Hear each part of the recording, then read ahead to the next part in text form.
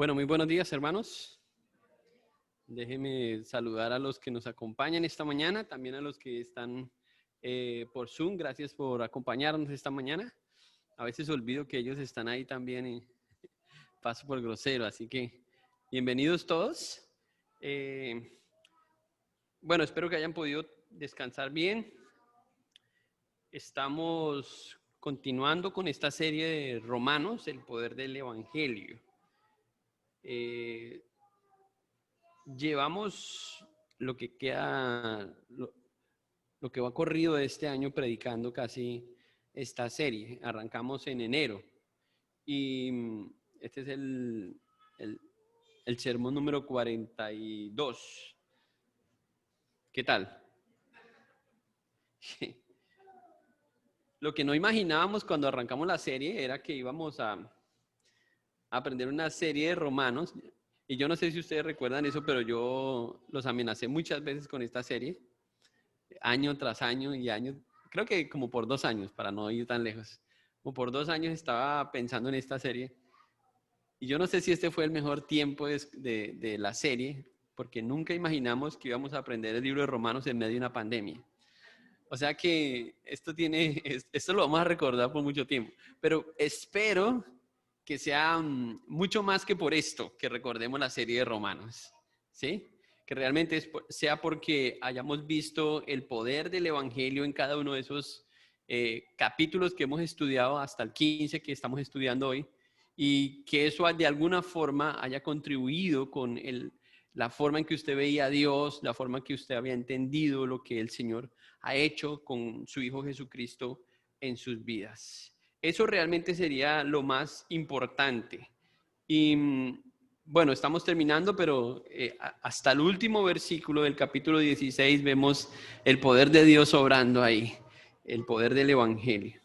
Y llegamos al final del capítulo esta mañana con los versículos del capítulo 15, con los versículos 22 al 23. Entonces, les pido que vayan allá para que hagamos lectura de esos versículos. Versículos 22 al 23, al 33, gracias.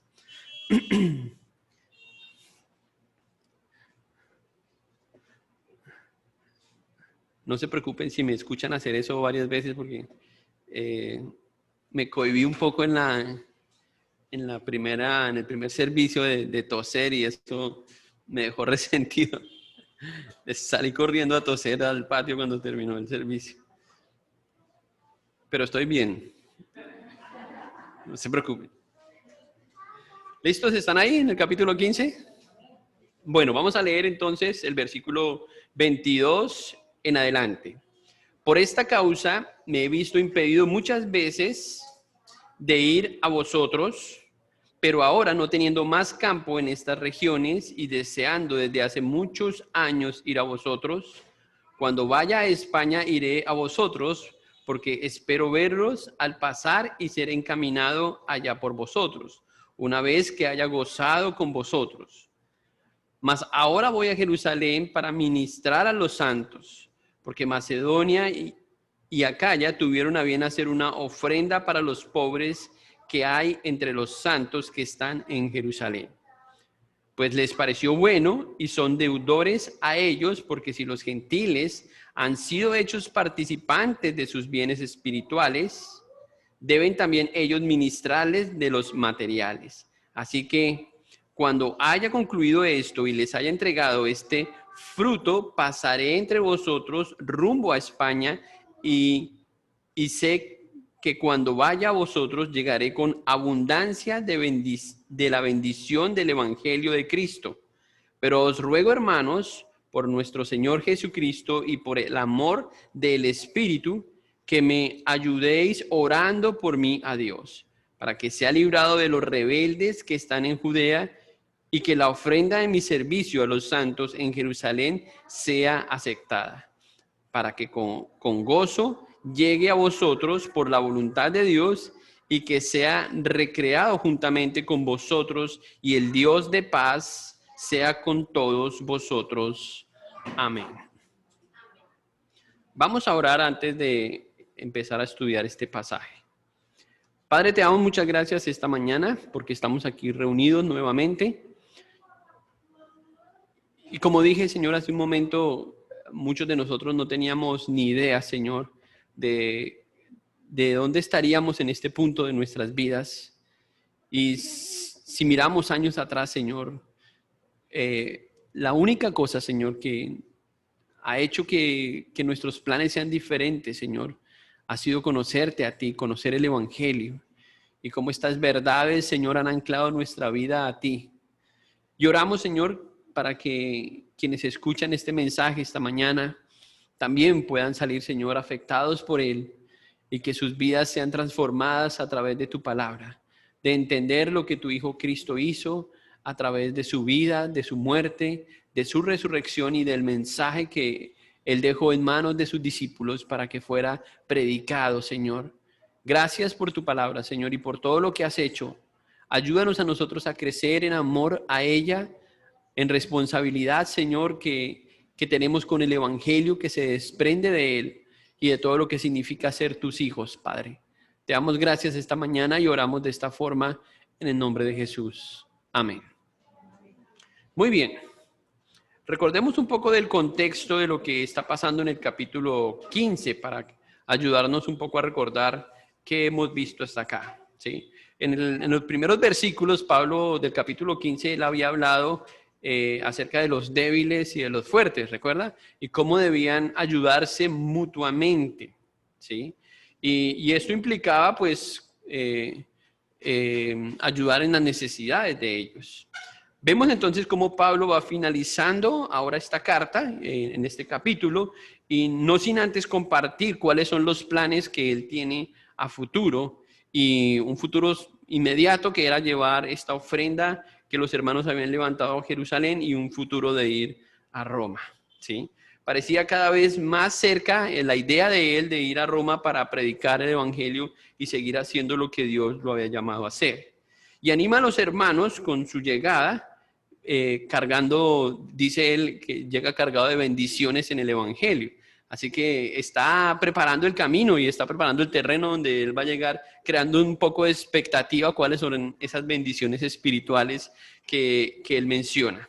Y Pablo decía que algunos hermanos estaban tan comprometidos con el evangelio que se sintieron deudores unos a otros gracias al evangelio. Miren el versículo 27 para empezar. Eso lo menciona en el 27. Pues les pareció bueno y son deudores a ellos, porque si los gentiles han sido hechos partícipes de sus bienes espirituales, deben también ellos ministrarles de los materiales.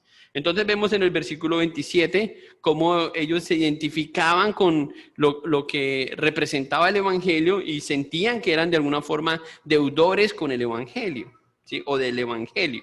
Por eso le puse este título a este mensaje, deudores del evangelio. Ya habíamos hablado de una deuda en esta serie y era en el capítulo 13, versículo 8 al 10. Había otra deuda que teníamos ahí, era la deuda del amor. En ese capítulo mencionamos de esta forma un mensaje. Y digamos que esa era una obligación menor que se desprende del compromiso mayor que es de entender el evangelio y ser objetos de la gracia por medio de este evangelio. Entonces, Pablo nos va a ayudar a entender cómo debemos responder a esta deuda del evangelio. Ahora, y quiere ayudar a los cristianos a entender cómo pueden estar más comprometidos con el evangelio, con lo que Dios ha hecho. Y si tuviéramos que hacer la pregunta, ¿cómo saber si estás comprometido con el evangelio? ¿Cuál sería la respuesta a esta pregunta? ¿Cómo saber si estás comprometido con el evangelio? Fue lo que pensaron esta mañana todos antes de venir acá, ¿cierto? Bueno, a veces uno no piensa en esto, pero hay cosas que nos ayudan a medir si estamos o no comprometidos con el evangelio. Y vamos a aprender de Pablo 3 estrategias, o si quiere verlo como claves, que podrían ayudarnos a las iglesias y a los cristianos que componemos la iglesia a crecer en un compromiso con el evangelio. ¿sí? Vamos a ver en la forma en que Él está sirviendo esas estrategias. Y debemos entender que no solamente es un compromiso, sino que distingue a una iglesia de las demás iglesias que realmente están comprometidas. Porque hay todo tipo de iglesias, y hay muchas iglesias comprometidas con muchas cosas, con la obra social, hay iglesias comprometidas con, no sé, con la comunidad, hay cualquier tipo de compromisos. Pero si pensamos en una radiografía de una buena iglesia, pues pensemos, por ejemplo, en las iglesias que menciona Juan en Apocalipsis. ¿Qué se distingue de esas iglesias? No habla del edificio, ni del programa de las iglesias, ni de estas cosas, sino realmente el compromiso que ellos tenían del evangelio. Por eso dice el Señor ahí en Apocalipsis, he visto esto de ti. Entonces, cuando pensamos en algo que tiene que distinguir a una iglesia, debe ser esto, el compromiso que la iglesia tiene con el evangelio. ¿Sí? Y también debemos pensar en los cristianos o en nosotros mismos de esta forma, que nuestro compromiso sea con el evangelio. ¿Sí? Esto es clave en la vida debe ser clave en la vida de los cristianos. Es muy importante que un cristiano entienda que este compromiso no es una opción, ¿sí? O simplemente que estamos hablando de un compromiso para los líderes, para los pastores, en este caso un compromiso del apóstol Pablo, sino es un compromiso para todos los que han entendido el evangelio, o nos debemos sentir en deuda con el evangelio, todos los que hemos entendido el evangelio, ¿sí? Y creo que eso nos ayuda a pensar en lo que Pablo va a decir aquí. Le da sentido a nuestra permanencia en esta tierra hasta que Cristo regrese, y también cambia el enfoque, ¿sí? Cambia el enfoque de lo horizontal, de vivir de una forma horizontal a una forma vertical, si pensamos ahora más en lo que Él ha hecho con nosotros. Entonces, eso debería motivarnos un poco a pensar de esta forma. Entonces, vamos a ver esas tres estrategias. La primera estrategia la vemos ahí en el versículo 22 al 24, y vamos a leer nuevamente esos versículos. Leámoslos juntos nuevamente. Por esta causa me he visto impedido muchas veces de ir a vosotros, pero ahora, no teniendo más campo en estas regiones y deseando desde hace muchos años ir a vosotros, cuando vaya a España iré a vosotros, porque espero verlos al pasar y ser encaminado allá por vosotros, una vez que haya gozado con vosotros. Qué bueno escuchar a Pablo de sus planes, ¿cierto? Aquí vemos esto como una estrategia de parte del apóstol Pablo, ¿sí? Y la primera estrategia es: planifica tu servicio por el evangelio. Planifica tu servicio por el evangelio. Y a mí me gusta mucho cómo Pablo hace el ministerio. Pero yo no puedo dejar de pensar que todo lo que él hace en el ministerio es una réplica de lo que él escuchó o aprendió de Jesús. Porque todo lo que vemos en él es lo mismo que Jesús hizo, ¿sí? En cuanto a hacer discípulos, en hacer la iglesia como tal. Recordemos que al inicio de este capítulo, como ya dije, estábamos hablando de los débiles y los fuertes, y eso todavía está en la mente del apóstol Pablo. Él todavía está luchando porque hay hermanos de esta forma. También debemos recordar que el apóstol Pablo estaba hablando a los hermanos pensando en que las diferencias que ellos tenían no los dividiera, ¿sí? Sino más bien ayudarles a ver cada día más con todo lo que él decía, que eran una iglesia y que estas diferencias no deberían separarlos. Entonces en el versículo 22, la causa por la que Pablo no había visitado a los hermanos en Roma era porque había pasado alrededor de 15 años dedicado a ellos. Ustedes pueden ver el mapa ahí, es un mapa parecido al que el pastor Jonathan nos trajo la semana pasada, ¿sí? Y ustedes ven en la parte alta Macedonia, pero toda esa región de Macedonia hasta Jerusalén, todo eso es el territorio donde Pablo estuvo predicando, enseñando. Cuando llegaba a un lugar, llegaba a la sinagoga, empezaba a predicar, y ahí empezó a conocer personas y hacía discípulos. Luego entrenaba a alguien, lo dejaba ahí y continuaba su viaje. Esos son los 3 viajes misioneros, y esa línea roja que ven de un lado hasta arriba donde dice Italia es el último viaje que Pablo está mencionando aquí antes o después de salir de Jerusalén. Entonces, si pensamos en esta área, pues es un área grande. Estamos hablando casi de 2 continentes. Bueno, no completos, pero un continente que es el continente de Asia y una parte del continente europeo. Pablo había caminado bastante, ¿cierto? Sería bueno saber cuál era la marca de los zapatos de Pablo, ¿sí? Increíble todo lo que Pablo había hecho. ¿Cuánto tiempo le tomó a él esto? Dicen los que han estudiado el tiempo, que aproximadamente entre 13 y 15 años dedicados al ministerio. Y eso me hizo pensar en cuánto hemos hecho nosotros en 10 años acá.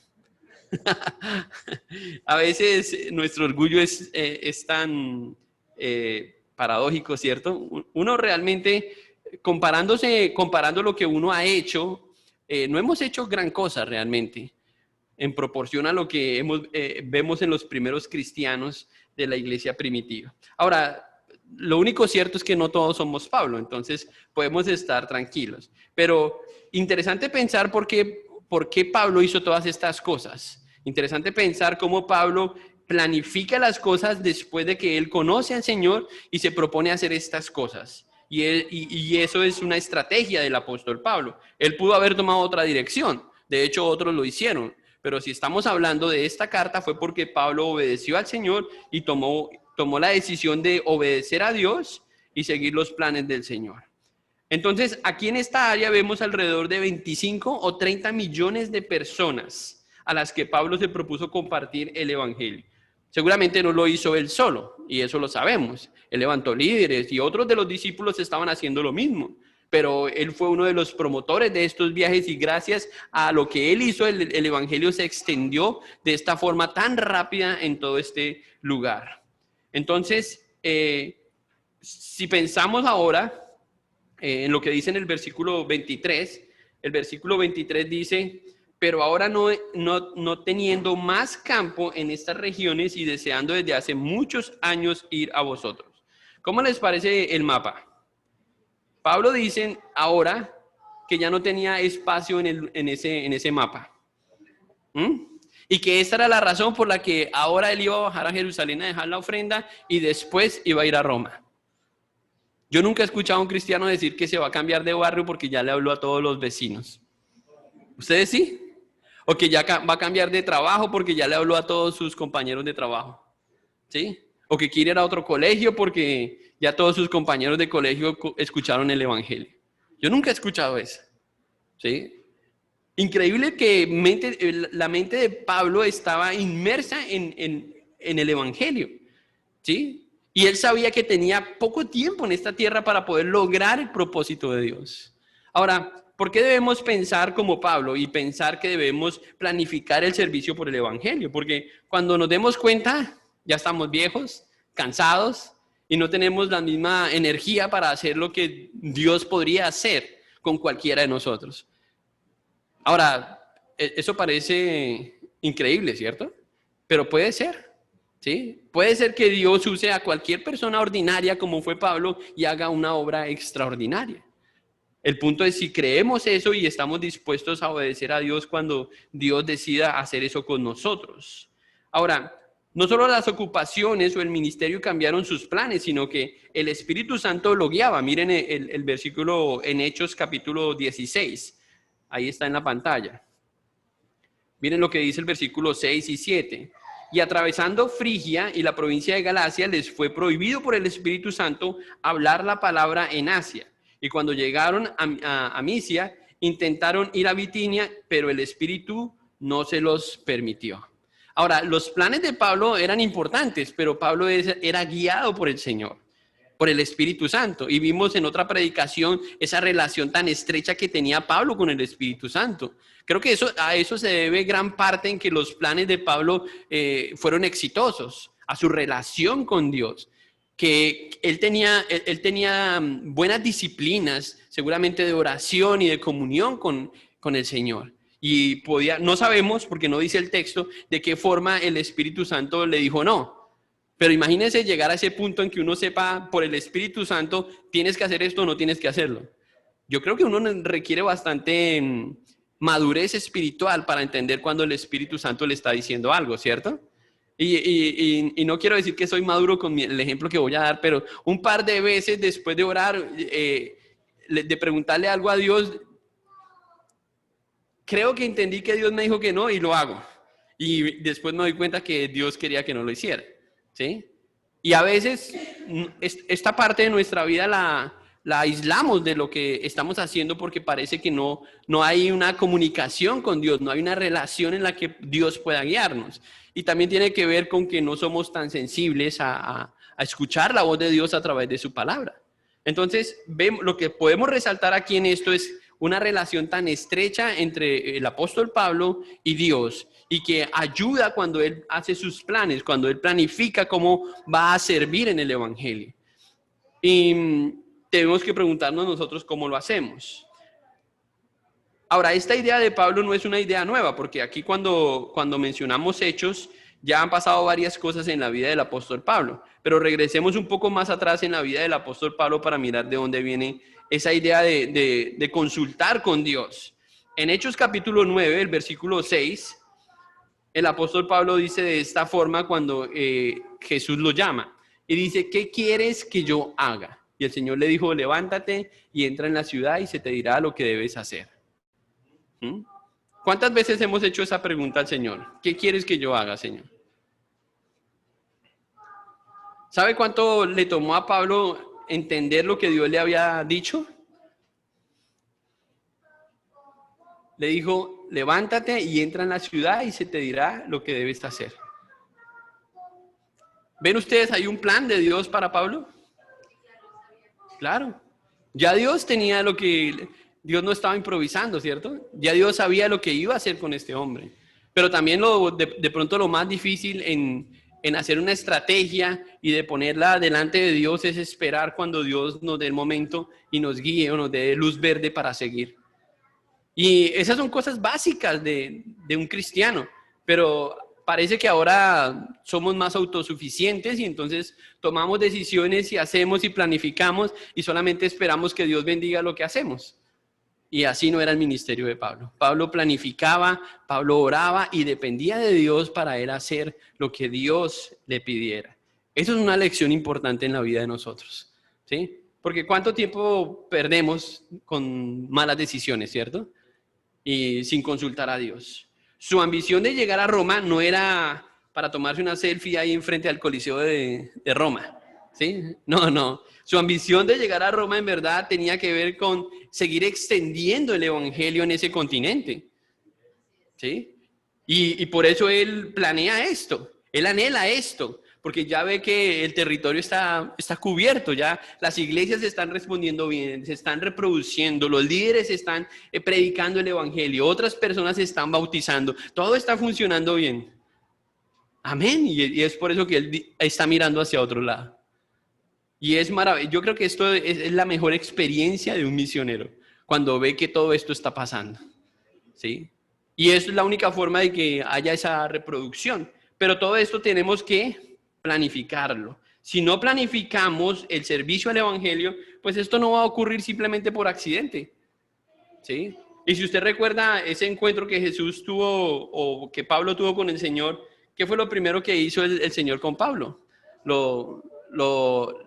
Lo calmó, ¿cierto? Porque iba en una dirección contraria y lo tranquilizó, le puso pausa y le dijo, espérate ahí que yo te voy a dar las instrucciones, ¿sí? Y eso a veces es necesario hacerlo. Entonces, vemos también aquí que providencialmente los planes de Pablo pueden cambiar o cambiaron, ¿sí?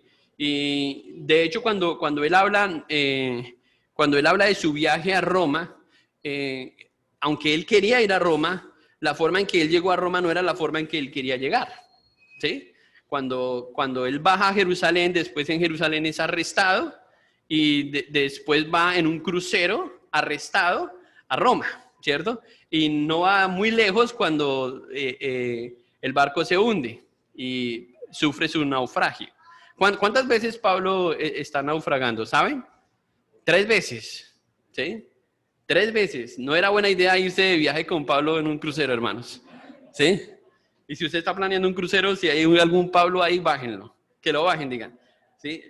yo pienso que cuando pensamos en la vida de Pablo y en las estrategias que él tenía, él era un hombre que ponía todos sus planes delante del Señor, toda su confianza en el Señor, pero él quería ser guiado por el Señor, que el Señor lo guiara en todo lo que él hacía, ¿sí? Y aunque sus planes no fueran o exactamente como él quería, de todas formas tenía una meta, ¿sí? Porque llegó sin importar cómo. Eso es lo que a veces decimos, ¿no? No importa cómo llegues, si vas en barco o vas en ballena, pero tienes que llegar, ¿sí?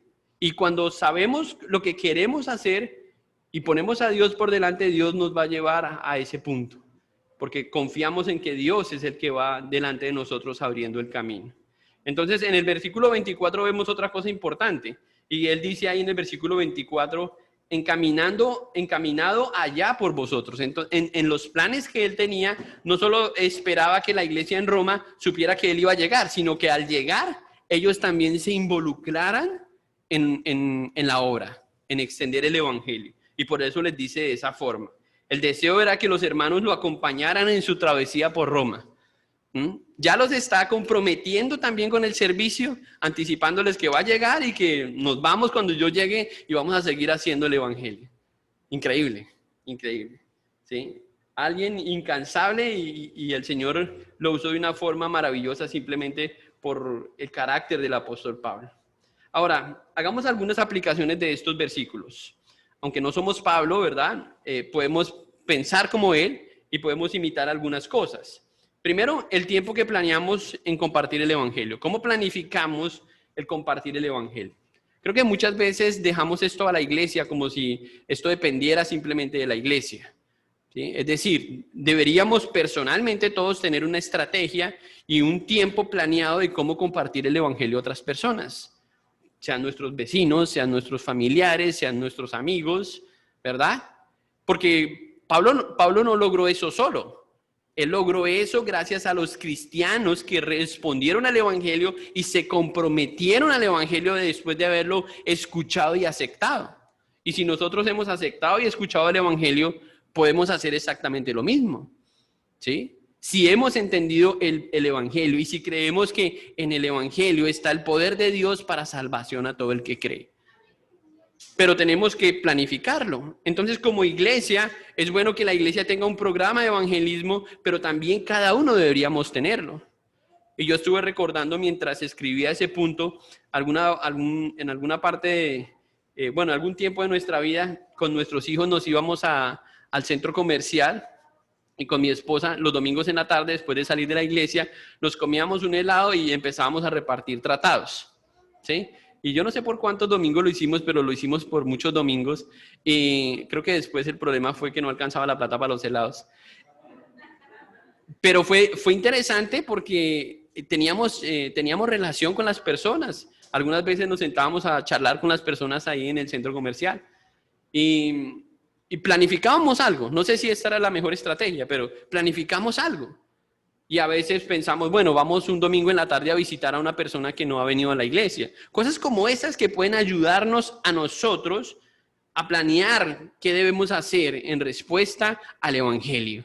Porque si esperamos que estemos todos juntos, organizados, con una camiseta y a una hora específica, va a ser mucho más difícil y las oportunidades van a ser pequeñas o muy pocas. Pero todos tenemos oportunidades todos los días de compartir el evangelio a alguien y de planificar lo que debemos hacer. Si creemos, como los hermanos ahí en esa parte de acá ya, que somos deudores del evangelio, ¿sí?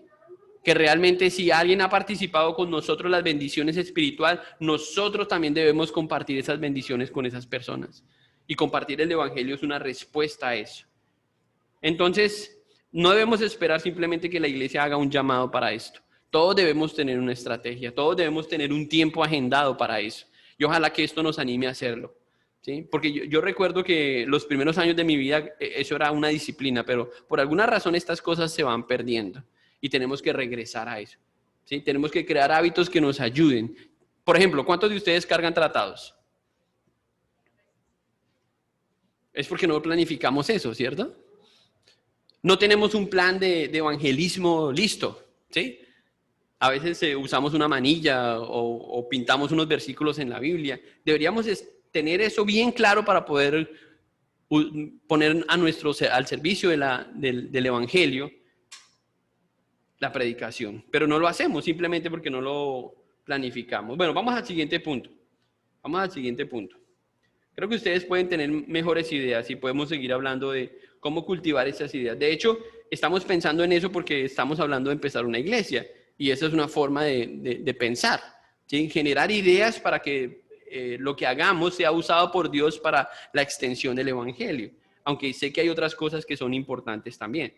Muy bien, versículo 25 al 29. Dice el apóstol Pablo: mas ahora voy a Jerusalén para ministrar a los santos, porque Macedonia y Acaya tuvieron a bien hacer una ofrenda para los pobres que hay entre los santos que están en Jerusalén. Pues les pareció bueno y son deudores a ellos, porque si los gentiles han sido hechos participantes de sus bienes espirituales, deben también ellos ministrarles de los materiales. Así que cuando haya concluido esto y les haya entregado este fruto, pasaré entre vosotros rumbo a España, y sé que cuando vaya a vosotros llegaré con abundancia de la bendición del Evangelio de Cristo. Aquí vemos entonces nuevamente que el deseo de Pablo no era más grande que su responsabilidad en su viaje a Macedonia y de regresar pues de Acaya y Macedonia a Jerusalén. Aunque él quería ir a España, él tenía una responsabilidad. Y aquí podemos ver entonces la otra estrategia, y es que demuestre que sus bienes están unidos al Evangelio. Demuestre que sus bienes están unidos al Evangelio. Y por eso digo que Pablo tenía muy claro eso. Aunque su mente ya estaba ya en Roma, él había recogido una ofrenda de los hermanos ahí, seguramente de la iglesia o de algunas de las iglesias, entre ellas Tesalónica, que gozaban de muy buena reputación y eran muy generosos y habían enviado una ofrenda a la iglesia en Jerusalén. Entonces, Pablo es lo que se propone hacer antes de ir a Roma a visitar a los cristianos. Pero no solo se trata de un asunto económico, de que esta ofrenda pesaba mucho para Pablo y tenía que bajar a entregarla, ¿sí? Que no habían medios electrónicos para hacer una transferencia.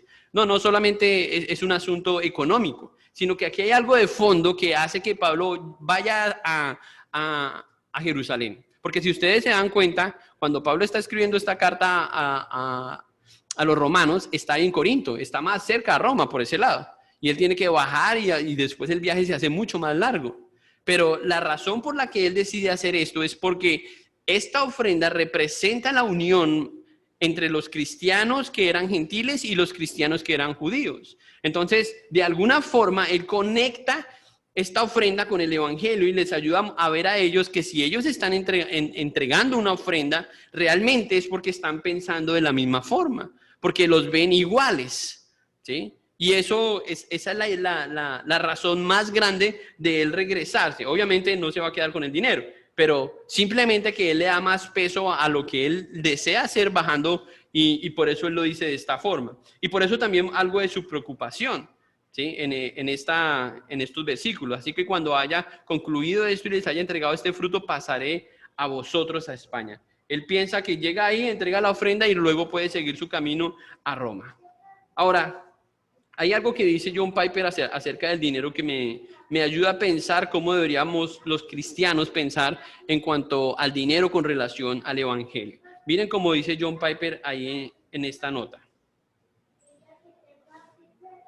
La razón por la que Dios creó el dinero y nos habilita para que nosotros podamos obtenerlo es con el fin de que mostremos en la forma que lo utilizamos que el dinero en sí no es nuestro tesoro, sino Cristo.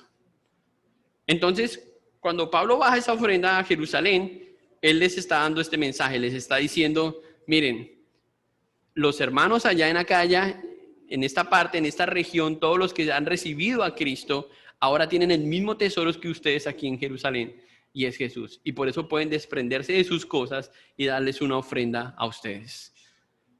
Esto debió haber sido duro para los judíos, ¿verdad? Porque ¿de quién está recibiendo la ofrenda? Bueno, de los gentiles. Y ya saben que entre ellos había fricción. Y para dar un pequeño ejemplo de cómo luce esto, es como si una iglesia muy pequeña, una iglesia que está empezando en alguna otra región, nos envía una ofrenda a nosotros. ¿Sí? Uno se va a sentir un poco como, wow, difícil, ¿cierto? Porque nosotros deberíamos estar ofrendando a ellos, pero ellos están ofrendando a nosotros. Es como se sentirían un poco los hermanos en Jerusalén. Aunque no somos una iglesia económicamente fuerte, vemos que estos hermanos que seguramente tenían menos, estaban ofrendando a estos hermanos. Y la razón no era solamente porque habían unos pobres ahí en Jerusalén, ¿sí? Sino que estos hermanos habían conectado esta ofrenda con lo que Dios había hecho en sus vidas y sabían ahora que habían otras razones de peso para poder compartir sus bienes. Y por eso ellos lo dicen de esta forma, ¿sí? Que se sienten deudores porque si de ellos recibieron el evangelio, de los judíos recibieron el evangelio, entonces ¿por qué ellos no van a poder compartir sus bienes materiales con alguien que les ha dado algo que es mucho más valioso? ¿Mm? Ahora, yo sé que muchos de nosotros pensamos en esto cuando pensamos en la gente y en hacer algo de evangelismo, cómo alcanzar las necesidades de las personas. Pero realmente el dinero puede comprar muy pocas cosas comparado a lo que el evangelio nos ofrece, ¿sí? Si pensamos, ¿podemos comprar paz? No. ¿Podemos comprar libertad? No. ¿Podemos comprar justificación? No. ¿Redención? No. Y cuando ofrecemos el evangelio, todo eso va pago en el evangelio, ¿sí? Lo increíble es que podríamos dar mucho más de lo que damos materialmente cuando compartimos a alguien el evangelio. Y por eso es que creo que Pablo está diciendo, cuando termina ahí en el versículo 29, que él los va a visitar con la abundancia de bendiciones del evangelio. Porque él sabía que, aunque él no tenía dinero, el evangelio valía mucho más que la misma ofrenda que los hermanos iban a recibir en Jerusalén. Él sabía que el evangelio era su bien más preciado de lo que él tenía, ¿sí? Que mostraba que su tesoro es Cristo. Y cuando nosotros pensamos en lo que hacemos, cuando ofrendamos algo aquí en la iglesia, debemos pensar de la misma forma. Muchas personas nos dicen, pastor, pero debemos hablar un poquito más de la economía, del dinero en la iglesia. Y ustedes no van a escuchar que esta iglesia enfatiza en el dinero. De pronto predicamos de lo que la Biblia diga acerca del dinero, pero no vamos a hacer un énfasis desmedido diciéndoles que hay que pactar y hay que creer y que no. ¿Por qué no? Porque si enfatizamos en el evangelio, esas otras cosas van a ir en el orden correcto, van a caer en su lugar. Si usted ha entendido el evangelio, usted va a entender cuáles son sus responsabilidades como creyente frente al evangelio. Y por eso no tenemos que hacer tanto énfasis en eso, ¿sí? Ahora, si quiere ver el compromiso de un cristiano, mire cómo está su vida financiera, ¿sí? Mire qué tan fiel es esa persona ofrendando o diezmando.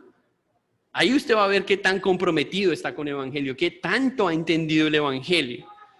Y por eso es que creo que Pablo está hablando de esta forma.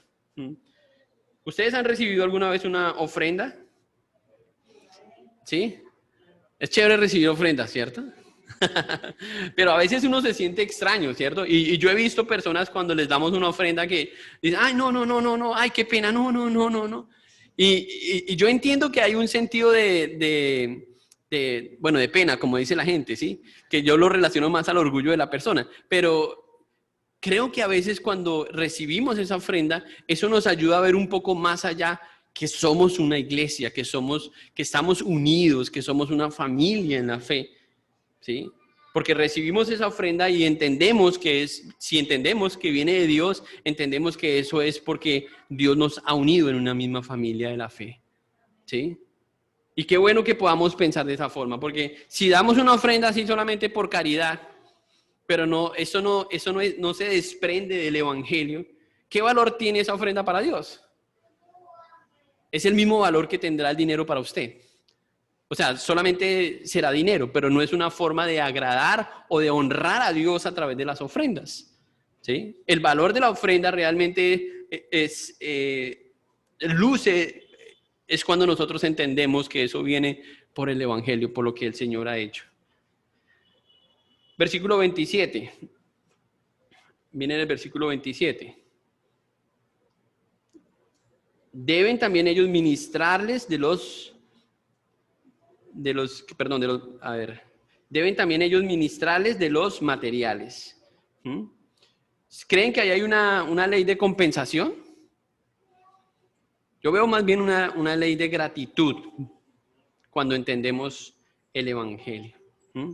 Si entendemos el Evangelio, vamos a ser dadivosos, vamos a ser agradecidos, simplemente porque de gracia hemos recibido y de gracia podemos dar lo que hemos recibido. ¿Mm? Ahora, les pareció bueno a ellos y creían que era lo mejor que ellos debían hacer y por eso se sentían en deuda. Yo estaba pensando mientras escribía esta línea en la persona que Dios usó para compartirme el Evangelio. Es una joven que se llama Liliana. Y esta muchacha, bueno, me invitó, oró por mí, me visitó muchas veces. Bueno, hizo muchas cosas para que yo me acercara al Señor. ¿Sí? En corto tiempo, pero fue muy insistente y trabajó mucho. Y yo pensaba, wow, si yo pudiera saber dónde está ella en este momento. Porque yo siento una deuda también con ella, porque fue la persona que Dios usó para traerme el Evangelio. Y pues, si pudiera hacer algo para agradecerle a Dios que usó a ella para compartirme el Evangelio, sería algo chévere. ¿Sí? Y no sé si ustedes lo ven de esa forma, pero hay muchas formas de mostrar a Dios nuestra gratitud por lo que Él ha hecho, para que nosotros seamos el objeto del Evangelio, de su gracia, y que hoy podamos estar de este lado compartiendo esa misma esperanza. Bueno, pensemos en algunas aplicaciones en estos versículos. ¿Debemos ligar nuestra responsabilidad de dar con el Evangelio o no? Déjeme hacerlo en pregunta, ¿sí? ¿Debemos ligar nuestra responsabilidad de dar con el Evangelio? ¿O está bien dar solamente porque nos están pidiendo? Hay gente que lo hace simplemente, como he escuchado, por obediencia, ¿no? Es que toca obedecer. Pero si eso tampoco está ligado al Evangelio, porque muchos lo hacen pensando que van a alcanzar el favor de Dios si obedecen dando una ofrenda o un diezmo. Pero eso no tiene sentido. Si lo que hacemos es en respuesta al Evangelio, a que somos cristianos, que hemos entendido su gracia, que hemos entendido que, nuevamente, que Cristo es nuestro mayor tesoro. ¿Mm? Bueno, no podemos dar solo por obediencia, simplemente tenemos que pensar en el Evangelio, si no eso es puro legalismo. Y no podemos dar si no pensamos en lo que el Señor ha hecho por nosotros. ¿Sí? El Señor se despojó a sí mismo, se entregó, Él fue nuestra ofrenda y por eso nosotros deberíamos también no solamente ofrendar lo material, sino lo espiritual, entregándonos nosotros de la misma forma que Él lo enseñó. Por eso Él dijo, el que quiera ser mi discípulo, tome su propia cruz y sígame, ¿sí? Y ese mensaje no le cayó bien a todos porque algunos tenían que dejar las cosas para seguirle. Pero cuando entendemos que Él es nuestro mayor tesoro, va a ser más fácil desprendernos de lo material. Y creo que hay muchas personas que tienen eso como temor, que digamos que son personas que tienen muchas cosas materiales, entonces les da miedo acercarse a la iglesia o a comprender estas verdades porque de alguna forma creen que van a afectar su economía, cuando realmente lo que van a hacer es que van a enriquecer lo que están haciendo o van a aprovechar mucho mejor lo que tienen, lo que Dios les ha dado. Veamos los últimos versículos, versículos 30 al 32. Pero os ruego, hermanos, por nuestro Señor Jesucristo y por el amor del Espíritu, que me ayudéis orando por mí a Dios, para que sea librado de los rebeldes que están en Judea y que la ofrenda de mi servicio a los santos en Jerusalén sea aceptada para que con gozo llegue a vosotros por la voluntad de Dios y que sea recreado juntamente con vosotros y el Dios de paz sea con todos vosotros. Amén. Miren lo que dice Pablo ahí en esos últimos versículos. Cuando ustedes encuentren un pero en la Biblia, tienen que parar ahí y pensar por qué está escribiendo esto. Pablo, aunque ya vimos la reputación que tenía por haber sido usado por Dios de esta forma y haber alcanzado tantas personas, seguía dependiendo de la oración. Aquí vemos la tercera estrategia y es dependa de la oración. Dependa de la oración. Si tenemos buenos planes, pero no dependen de oración, no son buenos planes. ¿Sí? Si queremos demostrar con nuestros bienes que estamos unidos al Evangelio, pero no oramos de esa forma pensando en esto, pues no vamos a lograrlo hacer, no lo vamos a hacer bien. Entonces tenemos que pensar como Pablo. Pablo podía tener mucha experiencia en lo que él había hecho, reconocimiento por los líderes de la iglesia, pero él sabía que el éxito de lo que él hacía dependía de la oración, ¿sí? Y esto es muy importante, especialmente ahora que estamos pensando en empezar una nueva iglesia. Porque yo siento que mucha gente dice, estamos orando, pero en realidad si contamos esos minutos, ¿cuánto tiempo estamos orando? ¿Sí? No es solamente pensar que estamos orando, es sentarnos, planificar y orar por algo de la forma que Pablo lo hace. Involucrar a otros también en eso, que es lo que Pablo pretende con estas últimas líneas. Porque algunos dicen, yo he orado, pero sus planes no demuestran que hay una vida de oración.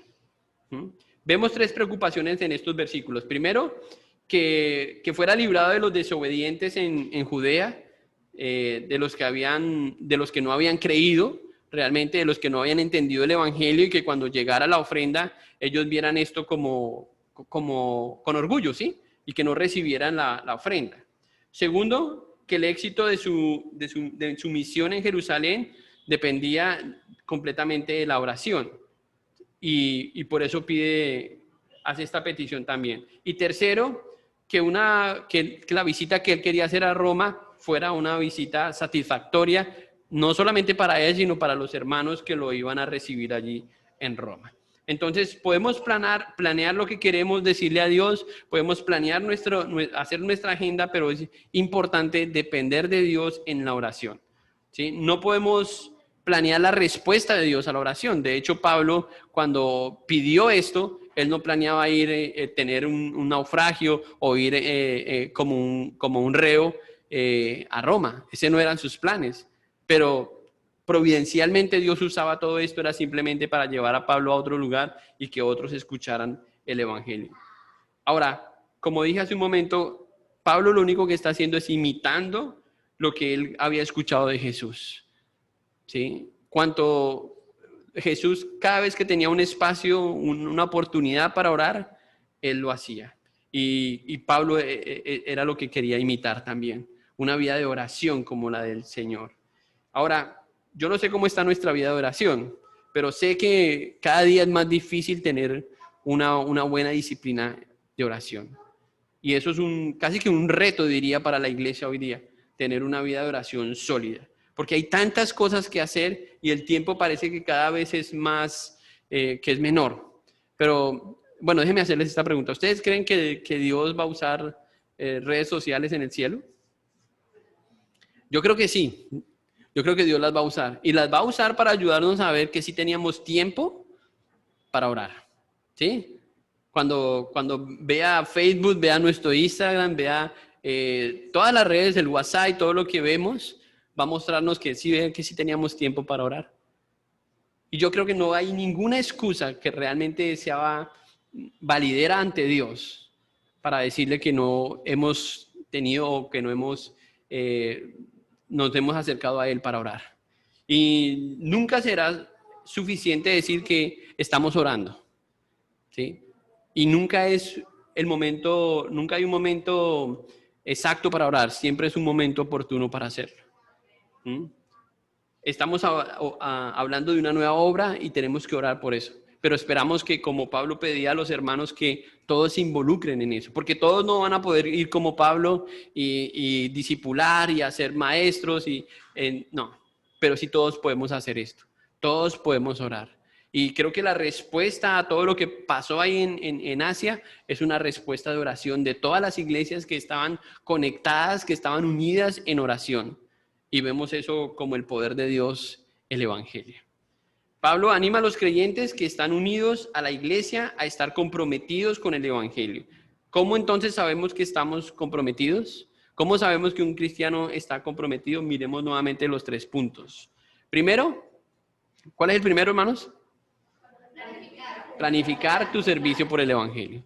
¿Sí? Segundo, demuestre que tus bienes están unidos al evangelio. Y tercero, dependan de la oración. cualquier cristiano puede hacer, son 3 pasos sencillos y evaluar realmente si está comprometido con el evangelio. No con la iglesia, con el evangelio. Y esto va a ser muy visible en la vida de una persona y va a ser la diferencia. Vamos a orar y a pedirle al Señor que nos ayude para que nuestro compromiso hacia Él crezca y que podamos entender cada vez mejor cómo deben lucir algunas disciplinas en nuestra vida que se desprenden del evangelio. Señor, gracias por esta mañana, gracias por tu palabra. El apóstol Pablo es un ejemplo, Señor, de un hombre que pudo entender muy bien, Señor, el llamado que tú le hiciste desde el día en que él fue salvo. Nosotros, Señor, con mucha dificultad entendemos en qué dirección debemos ir. Hay tantas cosas, Señor, que desvían nuestra atención, que impiden que te escuchemos, que seamos guiados por tu Espíritu Santo. Una de ellas es que no planificamos, Señor, y no dependemos de tu Espíritu para hacerlo. Otra, Señor, es que cuando pensamos en los recursos, no ligamos eso a que todo es tuyo, Señor. Que todo te pertenece así, a ti. Y que nuestra economía, Señor, la debemos a ti. Lo otro, Señor, es que no somos sumisos y dependientes de ti en oración. Y eso muestra algo de nuestra independencia, de nuestra autosuficiencia, Señor, que es pecado y te pedimos perdón por ello. Ayúdanos a crecer, Señor, en todas estas cosas, Señor, para que el evangelio se siga extendiendo, Señor, en nuestra familia, en el barrio, Señor, con nuestros hermanos, en esta ciudad, Señor. Rogamos, Señor, que los planes que tú tienes para cada uno de nosotros, para esta iglesia, Señor, sean muy claros para nosotros, que podamos ver, discernir, Señor, escuchar a tu Espíritu, Señor, y ser parte de algo tan grande, Señor, como es el evangelio transformando vidas. Te damos gracias por esta mañana, Señor. Transforma las nuestras. Si hay alguien aquí, Señor, que no ha entendido lo que Cristo hizo por él, que hoy, Señor, tú lo llames al arrepentimiento, que él acuda a Jesús y pueda entender que él es el único que puede darle una vida nueva, que él puede transformar su vida. Gracias, Señor, por tu palabra. Oramos, Señor, por lo que queda de este día. Que nos bendiga, Señor, en el nombre de Jesús. Amén.